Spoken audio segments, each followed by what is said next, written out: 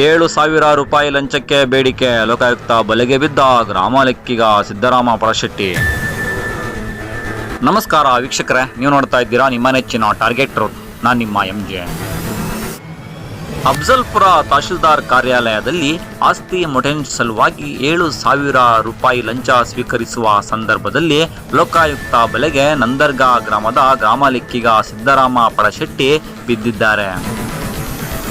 ಹಲವು ದಿನಗಳವರೆಗೆ ಆಸ್ತಿ ಮ್ಯೂಟೇಷನ್ ಸಲುವಾಗಿ ಗ್ರಾಮ ಲೆಕ್ಕಿಗರಿಗೆ ಹೇಳಿದ್ದರೂ ಕೂಡ ಗ್ರಾಮ ಲೆಕ್ಕಿಗ ನಿರ್ಲಕ್ಷ್ಯ ವಹಿಸಿದ್ರು ಹಾಗೂ 14,000 ರೂಪಾಯಿ ಲಂಚಕ್ಕೆ ಬೇಡಿಕೆ ಇಟ್ಟಿದ್ರು.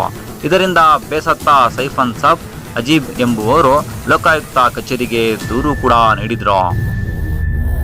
ಇದರಿಂದ ತಕ್ಷಣ ಕಾರ್ಯಪ್ರವೃತ್ತರಾದ ಲೋಕಾಯುಕ್ತ ಟೀಮ್ ಲೋಕಾಯುಕ್ತ SP ಜಾನ್ ಆಂಟೋನಿ ಮಾರ್ಗದರ್ಶನದಲ್ಲಿ DYSP ಮಂಜುನಾಥ್ ಧ್ರುವತಾರ, PSI ಹನುಮಂತ ಮಸೂದಾ ಶರಣು ಸೇರಿದಂತೆ ಲೋಕಾಯುಕ್ತ ಪೊಲೀಸ್ ಸಿಬ್ಬಂದಿಗಳು ಸೋಮವಾರ ಮಧ್ಯಾಹ್ನ ತಾಲೂಕಿನ ತಹಶೀಲ್ದಾರ್ ಕಾರ್ಯಾಲಯದಲ್ಲಿ 7,000 ರೂಪಾಯಿ ಲಂಚ ಪಡೆಯುವಾಗ ರೆಡ್ ಹ್ಯಾಂಡ್ ಆಗಿ ಗ್ರಾಮ ಲೆಕ್ಕಿಗನನ್ನ ಬಲೆಗೆ ಬೀಳಿಸಿದ್ದಾರೆ.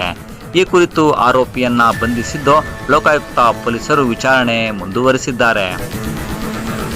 ವರದಿ ಚನ್ನು ಹಿಂಚಗೇರಿ, ಕಲಬುರಗಿ. ಇದು ಟಾರ್ಗೆಟ್ ರೂಟ್, ಸದಾ ನಿಮ್ಮೊಂದಿಗೆ. ನಮಸ್ಕಾರ.